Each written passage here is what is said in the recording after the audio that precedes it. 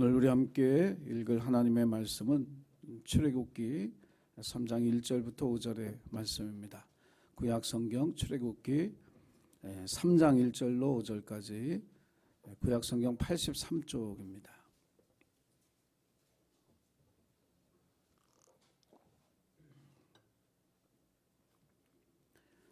우리 한 목소리로 말씀을 함께 읽겠습니다. 시작. 모세가 그의 장인 미디안 제사장 이드로의 양떼를 치더니 그떼를 광야 서쪽으로 인도하여 하나님의 산 호렙에 이르매 여호와의 사자가 떨기나무 가운데로부터 나오는 불꽃 안에서 그에게 나타나시니라. 그가 보니 떨기나무에 불이 붙었으나 그 떨기나무가 사라지지 아니하는지라. 이에 모세가 이르되 내가 돌이켜 가서 이 큰 광경을 보리라. 떨기나무가 어찌하여 타지 아니하는고 하니 그때 여호와께서 그가 보려고 돌이켜 오는 것을 보신지라. 하나님이 떨기나무 가운데서 그를 불러 이르시되 모세야 모세야 하시매 그가 이르되 내가 여기 있나이다. 하나님이 이르시되 이리로 가까이 오지 말라. 내가 선 곳은 거룩한 땅이니 내 발에서 신을 벗으라. 아멘. 가끔 연예계를 보면 사라졌다가 그래서 오래도록 잊혀졌다가 10년 20년씩 잊혀졌다가 텔레비전에 등장하는 얼굴들을 보게 됩니다. 반갑기도 하지만 놀랍기도 해요. 왜냐하면 완전히 달라진 모습으로 텔레비전 화면에 비칠 때면 당황스럽기도 합니다. 하지만 그런 사람들은 또 운이 좋은 거죠. 그냥 잊혀진 채로 사람들의 기억에서 지워지는 그런 사람들이 훨씬 더 많기 때문에 그렇습니다. 지난 주간에 저희 고등학교 동창들 카톡방이 하나 있는데 한 친구가 그런 글을 올렸어요. 심각한 의미는 아닌데 때때로 고립, 단절, 잊혀짐 이런 거 필요하지 않냐? 그리고 조금 있다가 또 한 문장을 올렸는데 이렇게 올렸어요. 아주 버려질까? 걱정도 되기는 하지만.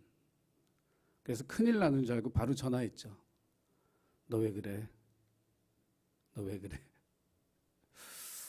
그러면서 제가 그랬어요. 너도 이제 예수 믿어야 되겠다. 야, 뭐 고립, 단절, 잊혀짐 그런 걸 연습하고 사냐? 죽으면 다 돼. 죽고 나면 고립, 단절, 잊혀지면 저절로 돼. 살아있을 때 친구들 자주 만나고 얘기 많이 하고 맛있는 거 먹고 야 얼굴 한번 보자. 그렇게 제가 답글을 올렸습니다. 그 친구가 그 외국에서 돈 버느라고요. 가족들과 떨어져서 한 25년을 살았던 친구예요. 근데 그렇게 고생하고 한국에 돌아왔는데 막상 이 와이프하고 자녀들이 자기를 별로 살갑게 대하지 않는 거예요. 이 친구는 마음에 그게 큰 충격이었어요.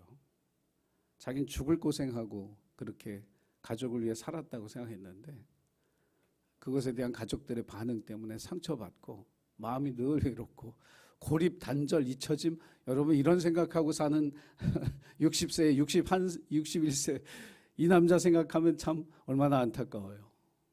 여러분 여러분을 위해 희생하고 헌신한 분들에 대한 고마움을 여러분 살갑게 표현하고 사시기를 주님의 이름으로 부탁을 드립니다. 이 부탁을 하면서도 저도 좀 힘들어요. 저희 아버지한테 그게 잘 안 되거든요. 근데 저는 저대로 또 이렇게 노력을 할 테니까 여러분들이 또 부모님들 또 아내 또 남편 살갑게 고맙다고 수고했다고 격려해 주시고 손잡아 주시는 그런 삶을 살아가시기를 주의 이름으로 부탁을 드립니다. 잊혀지는 게 두렵죠. 죽음이 두려운 이유도 죽음을 생각하면 끔찍하다고 생각하는 이유도 잊혀지는 거구나. 내가 이제 잊혀진 존재가 되는 거구나 하는 그 생각 때문에 죽음이라고 하는 게 두렵습니다. 그런데 잊혀진다라고 하는 게 우리에게 꼭 두려움만은 아니에요. 믿음 안에서는 잊혀짐을 받아들일 때 하나님의 다시 불러주심의 은혜가 있게 되는 줄 믿으시기를 바랍니다. 잊혀진다라고 하는 게 단절이고 외로움이고 고독이지만 하나님이 우리를 다시 불러주셔서 우리를 사람들과 세상 앞에 세우시고 하나님 우리를 통해서 영광 받으시는 그날이 반드시 있다라고 하는 사실을 믿으시기를 바랍니다. 어떤 유명한 영화에서 어떤 배우가 그랬다죠. I'll be back. 우리 인생이 이대로 끝날까? 나는 이대로 내 인생 종쳐야 되는 건가? 여러분, 주님이 여러분을 다시 찾아오시고 불러주셔서 여러분을 통해 여러분의 인생을 새롭게 하시는 그 은혜를 저와 여러분의 삶 속에 누리게 되기를 주의 이름으로 간절히 축원합니다. 오늘 이 추수감사주일 내 발에서 신을 벗으라 사명의 변화라고 하는 제목으로 말씀을 드리면서 동시에 우리가 하나님 앞에 감사해야 할 일들을 같이 묵상하는 그런 은혜의 시간이 되기를 주의 이름으로 부탁을 드립니다. 이런 질문을 먼저 던집니다. 정말 우리는 주님 오심을 기다릴까? 대림절이 다음 주부터 시작이 됩니다. 교회 들어오시면서 아마 저 벽에 붙어 있는 세상의 빛으로 오신 예수, 주님 오심을 기다리며라는 현수막이 여러분의 눈에 들어왔을 겁니다. 성탄절을 앞두고 있으면서 정말 나는 예수님의 오심을 기다릴까? 정말 이 성탄절에 나를 찾아오실 그 주님을 만나기를 원하고 있을까?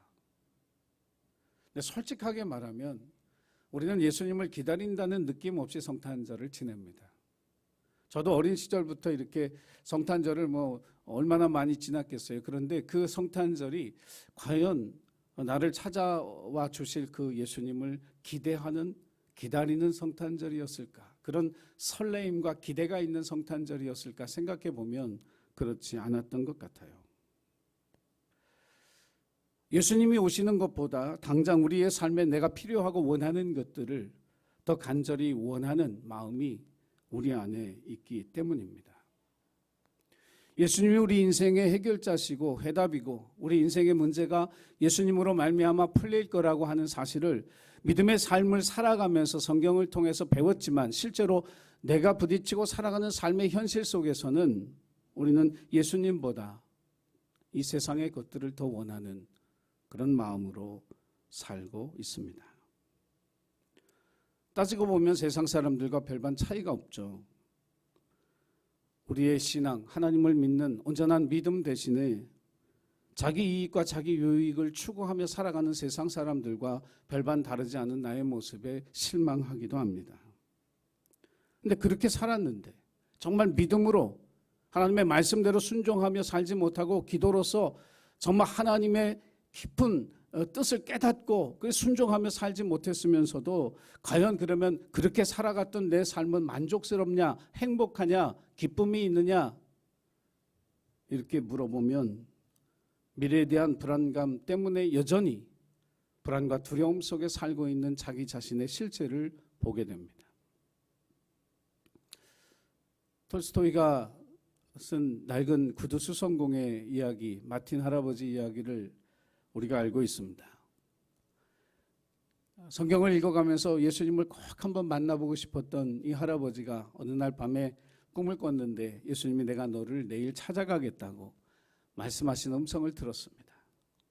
그 작은 구두방을 여기저기 청소하고 그날은 옷도 좀 깨끗한 것으로 꺼내 입고 따뜻한 차도 한쪽에 끓여 놓아서 예수님이 오시면 이 차를 대접을 해야지 하고 주님을 기다렸는데 우리가 아는 것처럼 예수님은 나타나지 아니하고 추위 속에 어린아이를 안고 떠는 한 여인을 만나고 사과를 훔치다가 할머니에게 혼이 나고 있는 한 소년을 만나고 눈 오는 그 길거리에 청소하고 있는 청소부를 만나 차를 대접하고 환대를 하죠.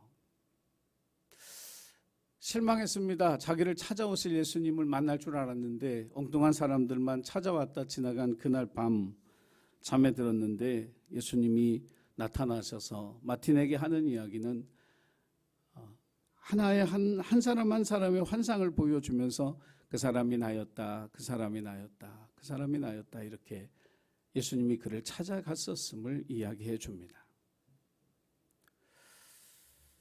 톨스토이의 메시지는 성탄 메시지죠. 지극히 작은 자 하나에게 한 것이 곧 나에게 한 것이다.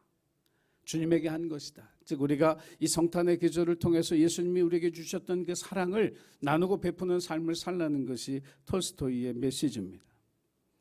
그러나 이 이야기를 통해서 우리가 한 가지 더 깨달아야 할 것은 뭐냐면 예수님을 만나기 간절히 원하는 그 사람을 주님이 찾아오신다는 단순한 믿음이에요. 이 성탄절에 내가 주님을 만나기를 원하는 간절함이 있을 때 이 성탄절에 나를 찾아와 주시는 그 주님을 만날 수 있다는 믿음을 이 이야기는 우리에게 던져주고 있습니다.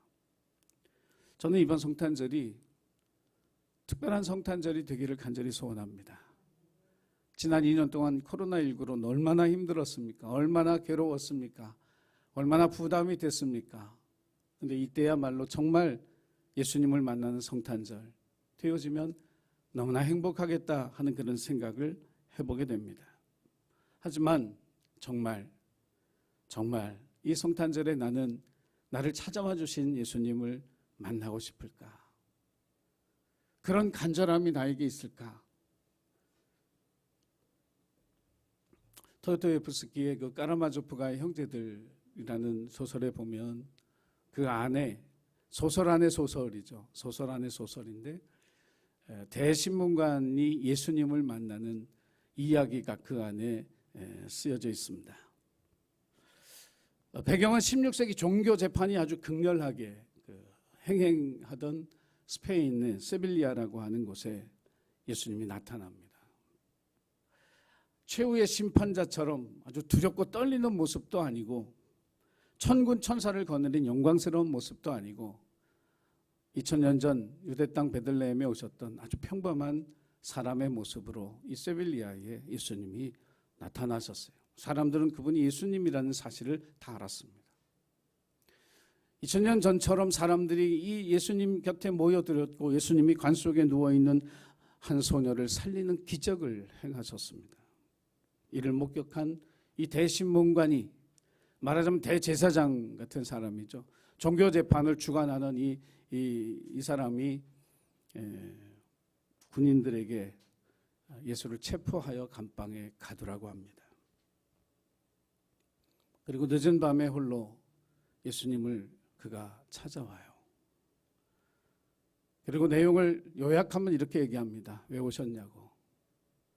우린 당신 필요 없다고. 이렇게 잘하고 있는데 굳이 이 땅에 오셔야 합니까?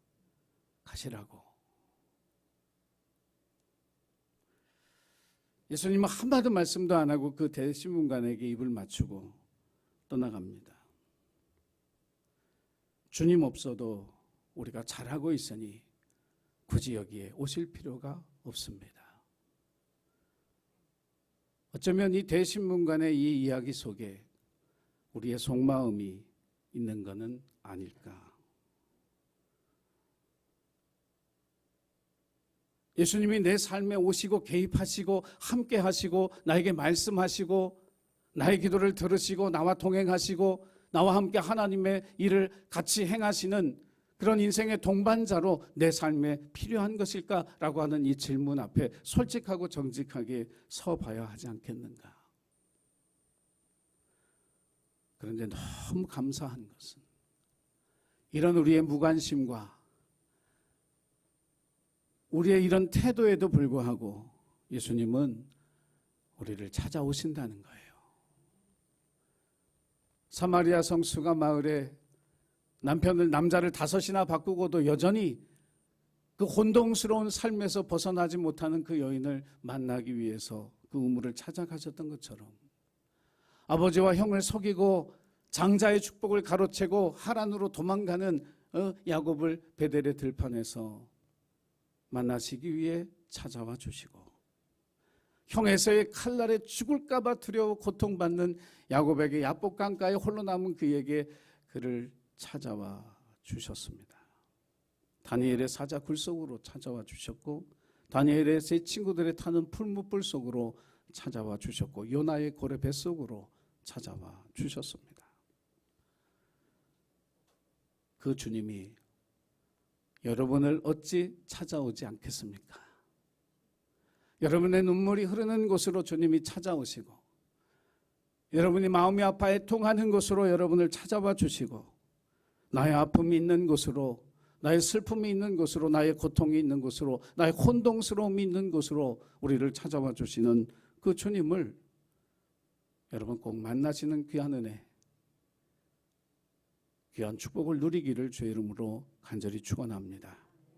아무도 나를 위로해 주지 못할 때, 아무것도 이 세상에는 나의 힘이 되어지지 못할 때 나를 찾아와 위로해 주시고 사랑한다고 말씀해 주시고 힘을 주시는 그 주님이 나의 아버지임을, 나의 좋은 친구임을 기억하고 살아가는 저와 여러분이 되기를 간절히 부탁을 드립니다. 본문의 모세는 애굽에서 잊혀진 존재가 되었습니다. 부모 형제들에게도 애굽에 살고 있는 이스라엘 동족들에게도 40년의 세월은 그들의 모세에 대한 기억을 지우기에 충분한 시간이 되었습니다. 애굽의 왕자로서 왕궁에 살면서 최고의 좋은 것들을 누리고 최고의 교육을 받았던, 젊고 당차던 이 40세의 모세는 어느새 80세의 노인이 되었습니다. 모든 사람들에게 잊혀진 존재, 스스로에게도 이제 자존감을 잃어버린, 나는 장인의 양이 낳치면서 40년 동안 이 들판에서 뭔가 사람들에게 유익하고 뭔가 내 이름을 알릴 수 있는 그 어떤 것도 하지 못한 채 이제 잊혀진 존재로 이렇게 세상을 떠나야 하는구나 생각했던 그 모세를 어느 날 하나님이 찾아오셨습니다. 은혜입니다. 왜 하나님이 모세를 찾아오셨을까요? 그를 사랑하셨기 때문입니다. 너는 이대로 잊혀질 존재가 아니라 나에게 너무나 소중한 존재야. 너는 나를 위해 살아야 할 그런 사람이야. 이 말씀을 해주시기 위해서. 아마 모세가 40년 동안 양을 치며 잊혀진 존재가 되면서 그가 정말 마음속에 정말 듣고 싶었던 한마디는 무엇이었을까? 너는 이대로 양치기로 살다 죽을 사람이 아니야. 내가 너와 함께 하나님의 큰 꿈을 이룰 사람으로 내가 너를 다시 세울게. 아마 이 말 그렇게 듣고 싶지 않았을까요? 인생을 살아보니까요, 그래요, 제대로 산 것 같았는데, 열심히 산 것 같았는데 아무것도 손에 잡힌 것이 없을 때, 야, 이대로 인생이 그냥 지는 거구나, 이런 생각이 들 때 하나님이 날 찾아오셔서, 아니야, 너 이대로 안 끝나, 너 이대로 잊혀지지 않아, 내가 너를 찾아왔잖아, 너는 나에게 소중한 존재야, 내가 너를 이대로 이렇게 살다가 잊혀질 그런 존재가 아니라 하나님의 영광을 위해 살아갈 사람으로 내가 다시 너를 찾아왔고 너를 부르고 다시 너를 세울 거야. 이 음성이 들려지는 성탄절이 되기를 간절히 소원합니다. 사람에게 있어서 일은요, 자존감의 토대예요. 그래서 어떤 일을 하고 있느냐가 그 사람의 자존감을 이야기합니다. 어린 시절에 왜 묻잖아요. 아버지 뭐 하시냐? 이런 얘기 여러분 그냥 지나가는 어른들이 묻잖아요. 아버지 뭐 하시냐? 여러분, 그 질문이 어떤 사람에게는 상처가 돼요. 어떤 사람에게는 고개 드는 일이 될 수도 있지만, 제가 부모님을 모시고 살아보니까요, 이 어르신들에게 참 조심해야 될 게 있어요. 저도 그게 자주 잊어버려서 그게 좀 문제긴 한데, 뭐냐면 뭐든지 다 해드리고 싶어 하는 거예요. 여러분, 그 효도라고 생각하시죠? 저도 그러거든요. 그래서 뭐 심지어는 뭐 식사 다 하시면 그릇도 갖다 드리고 뭐 물도 떠다 드리고, 저희 아버님 어머님이 점심 때마다 커피 한 잔씩 드시는데 그거 다 물 끓여가지고 이렇게 타다 드리면 그게 효도인 줄 알았어요. 근데 그게 아니더라고요. 이분들의 자존감을 세워주는 게 뭐냐면, 제가 해드릴게요가 아니라 이것 좀 해주세요. 이것 좀 해주세요. 이것 좀 해달라고. 그게 그 자존감을 높이는 일이더라고요. 하나님이 낮아질 대로 낮아진 양치기로 죽을 이 모세를 찾아오셔서 바로 앞에 세우는 스펙터클한 인생으로 바꿔주셨잖아요.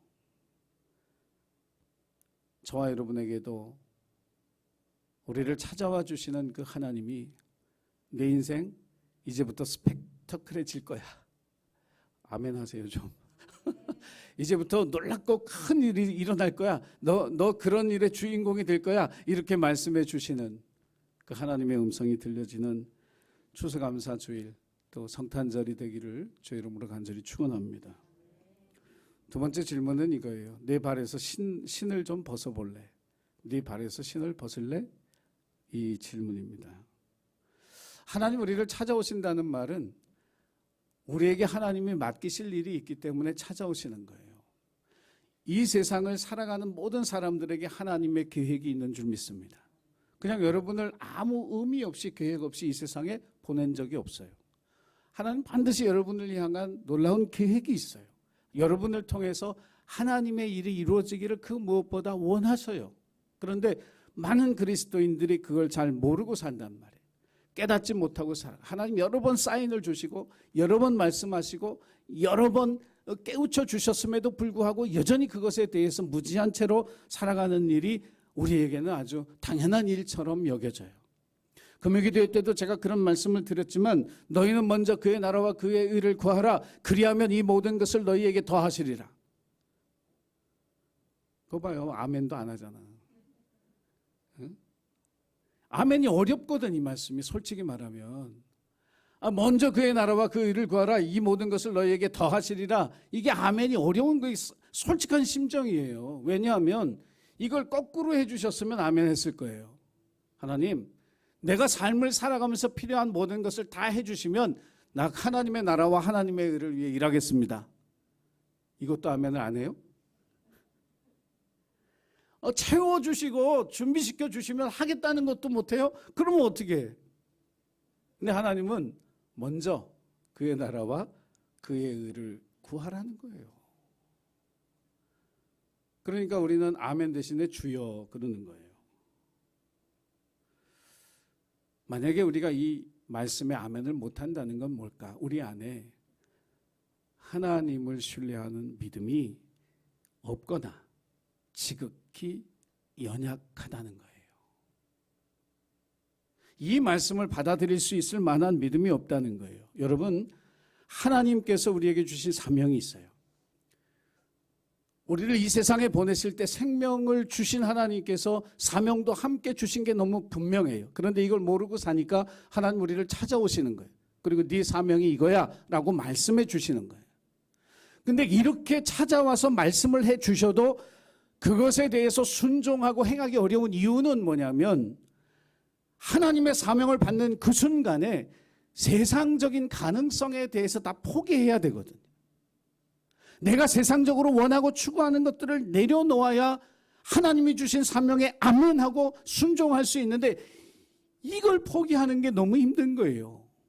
그런데 여러분, 엘리야가 이 사실에 대해서 분명한 증거를 우리에게 보여주는 게 뭐냐면 갈멜산 위에서 기도할 때 거기다 나무를 벌려놓고 재물을 얹어놓고 거기다 물을 어디서 구했는지 물이 금보다 귀한 그 시기에 물을 3번이나 갖다 붓잖아요.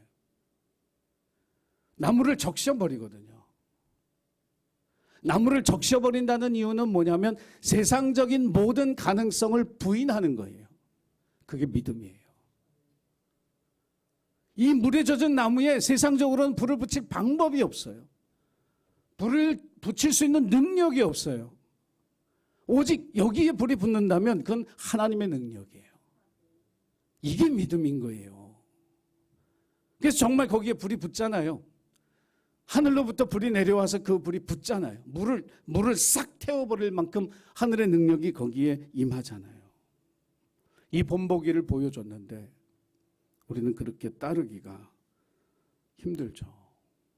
왜냐하면 우리 자꾸 타협하려고 그래요. 세상과 하나님 사이에서 이 둘을 다 잡으려고 해요. 하나를 놔야 하나가 잡히는데 이 둘을 다 잡으려고 하니까 하나를 놓지 못하니까 그게 힘든 거예요. 여러분, 바울이 자기가 가진 모든 것을 어떻게 버렸다 그랬어요? 배설물처럼 버렸다 그랬어요. 근데 이 말에 여러분 은혜가 돼서 아멘. 이게 되죠? 아멘 되죠?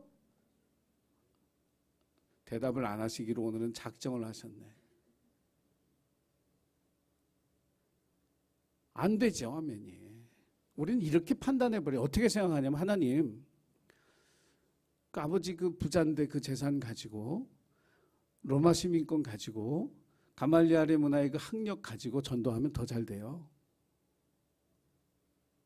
왜 그걸 배설물처럼 버려요? 바보예요? 여러분, 누가 바보예요? 하나님의 능력을 의지하지 않는 게 바보지. 세상에서 얻은 것 가지고 한 영혼을 구원하려고 하는 그 일이 어떻게 가능하겠어요? 한 사람의 마음을 하나님 앞으로 이끌어오는 게, 여러분, 그게 우리가 할 수 있는 일이라면 여러분 그거는 할 수 없는 일인데 그걸 하려고 해요. 인간적인 것 가지고 세상적인 것 가지고 그건 안 돼요.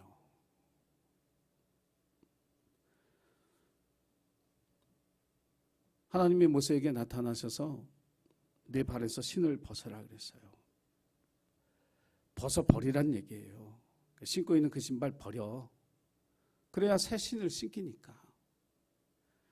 여러분, 하나님께서 이스라엘 백성들에게 바로 이제 모세를 보내야 되는데, 바로에게 모세를 보내야 되는데 목동 모세를 보내면 되겠어요? 양이나 치던 모세를 보내면 그게 되겠느냐고. 목동의 신발을 그대로 신고 가서 거기서 양 칠 거예요? 아니잖아요.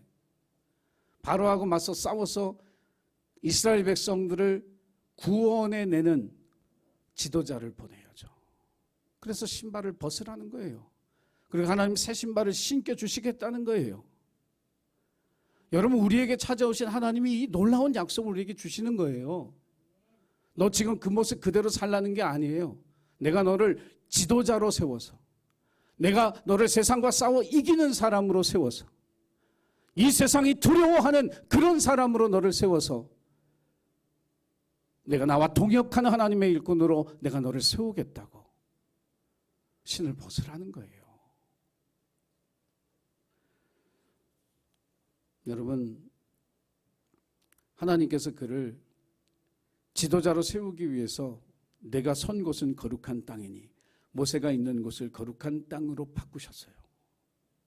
여러분, 거룩한 땅이 어디예요? 우리 성전 깨끗해요. 어저께 얼마나 우리 신권사님이 우리 동주가 열심히 청소했는지 아주 깨끗해요. 이 땅이 여기가 거룩한 곳일까? 그래서 청소 깨끗하게 하면 거룩한 곳인가? 산 꼭대기가 거룩한 곳인가? 여러분, 거룩한 땅이 되는 것은 뭐냐면 하나님의 임재가 있는 그 땅이 거룩해지는 거예요. 하나님의 임재가 있는 우리 가정이 거룩한 가정이 되는 거예요. 하나님의 임재가 있는 나의 직장이 거룩한 땅이 되는 거예요.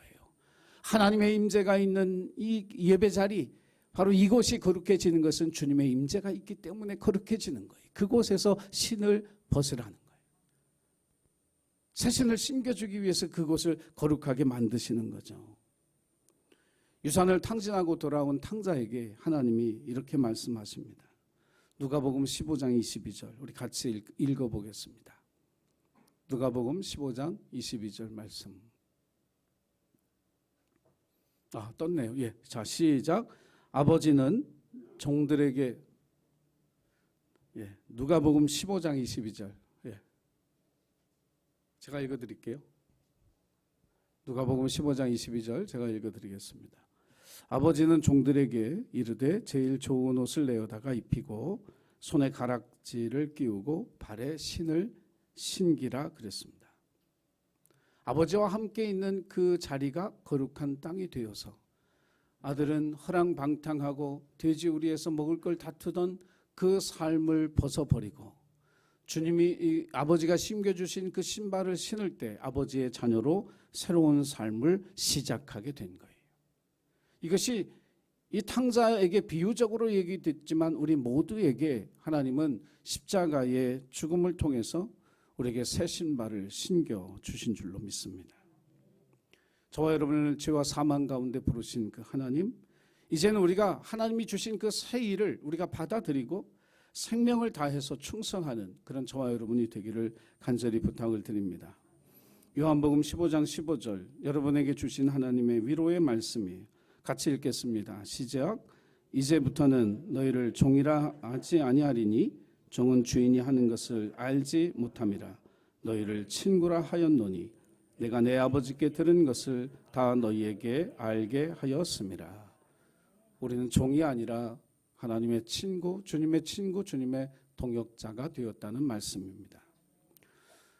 사랑하는 예신교회 가족 여러분, 지난 2년 동안 너무너무 힘든 시절을 지나왔습니다. 하지만 여기까지 함께 하신 그 주님의 은혜가 우리에게 넘쳐서 우리를 찾아와 주실 주님을, 또 그리고 찾아와 주셔서 우리를 새롭게 하시고 새로운 사명을 주실 그 주님을 기대하게 하시는 그런 하나님의 은혜를 감사하는 저와 여러분이 되기를 간절히 소원하면서, 특별히 나를 이 나라에, 또 예신교회에, 또 우리 가정에 보내주신 하나님의 뜻을 깨닫고 새 신을 신고 달라진 모습으로 주님 주신 사명을 잘 감당하여 하나님께 영광 돌려드리는 저와 여러분 되기를 주의 이름으로 간절히 축원합니다. 기도하겠습니다.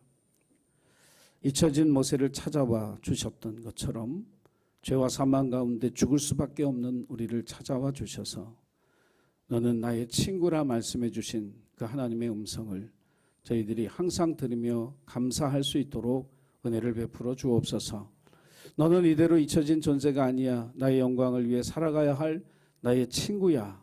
하나님 우리에게 새 신을 신겨 주셔서 이제 이 침묵과 이 게으름과 나태함에서 벗어나서 2022년 새해를 맞이하며 소망에 가득한 삶을 살아가기를 믿음으로 결심하는 우리 예신교회 모든 가족들이 되도록 인도하여 주옵소서. 추수감사주의를 허락하신 은혜를 감사하며 날마다 감사의 찬양과 감사의 고백으로 하나님 앞에 살아가는 감사의 사람들이 되도록 함께하여 주옵소서. 이 모든 것을 감사드리며 예수님의 이름으로 기도드렸습니다. 아멘.